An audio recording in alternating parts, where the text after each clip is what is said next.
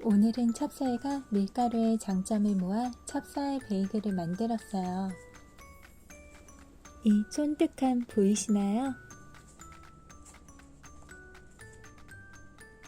먼저 따뜻하게 데운 우유와 물을 섞어주고 찹쌀가루를 풀어줍니다.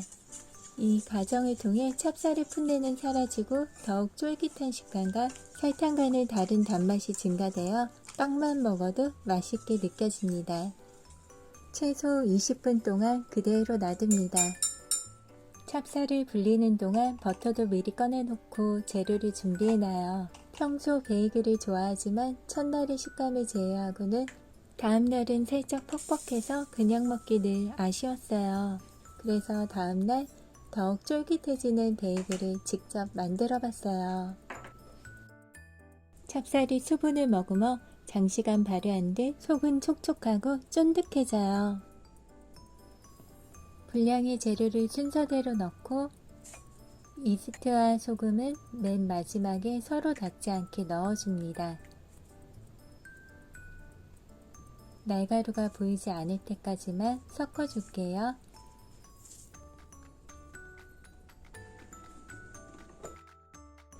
반죽을 가운데로 모아주고 뒤집어서 모아주고 저는 2분 정도 반복해주고 동그랗게 마무리해줬어요.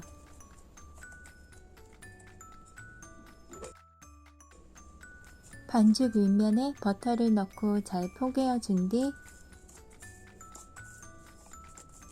반죽을 돌려서 주물러주고 버터가 새어나오면 다시 하나로 모아주고 계속 반복하다가 어느 정도 흡수가 된 것 같으면 동그랗게 마무리해줍니다.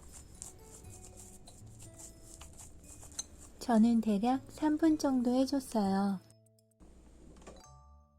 반죽을 돌려서 21번 안으로 모아 접어주고 다시 돌려서 동그랗게 마무리해줬어요.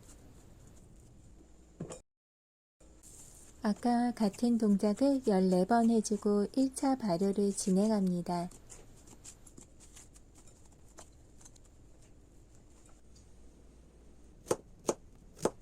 감자는 전자레인지에 돌려 익혀 수분은 버린 뒤 살짝 씹히는 식감으로 으깨어주고 분량의 재료를 섞어 조금 짭짤하게 만들어 준비합니다.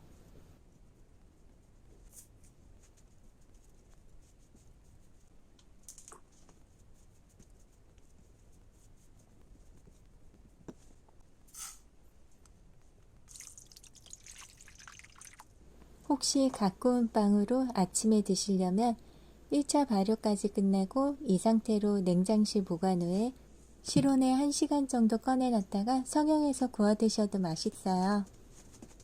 베이글을 먹다 보면 저는 항상 조금씩 남아서 시중 사이즈보다는 조금 작게 만들고 있어요. 둥글려주고 성형하기 좋게 길쭉하게 만들어놔요.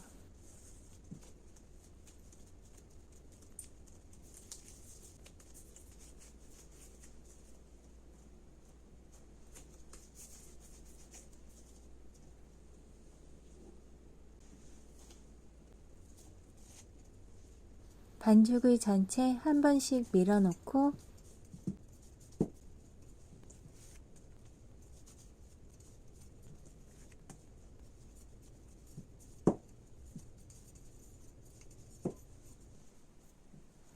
순서대로 다시 꺼내서 베이글로 성형해 줍니다.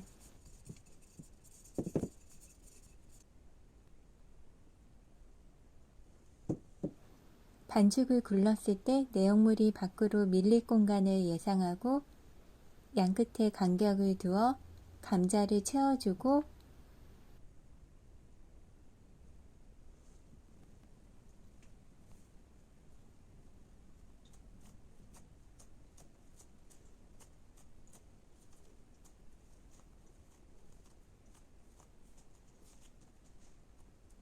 내용물이 터지지 않게 더 꼼꼼히 꼬집어 줍니다.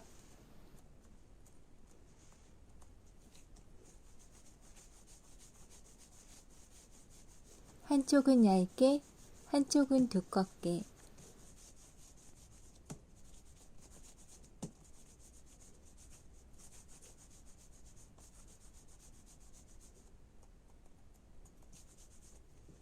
이렇게 밀어주면 속재료가 알맞게 분포되고 연결하기도 쉬운 것 같아요.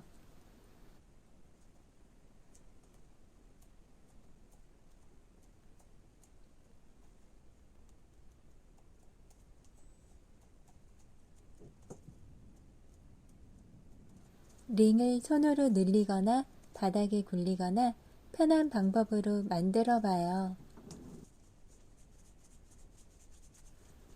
500원보다 좀 더 크게 밀어야 가운데가 안 붙어요. 저는 두 개째 성형할 때 미리 오븐을 220도로 예열해 줬어요. 성형 시 소요 시간을 예상해서 오븐을 꼭 예열해 주세요. 지체돼서 가바로가 되거나 오븐 온도가 안 맞으면 그건 대침빵.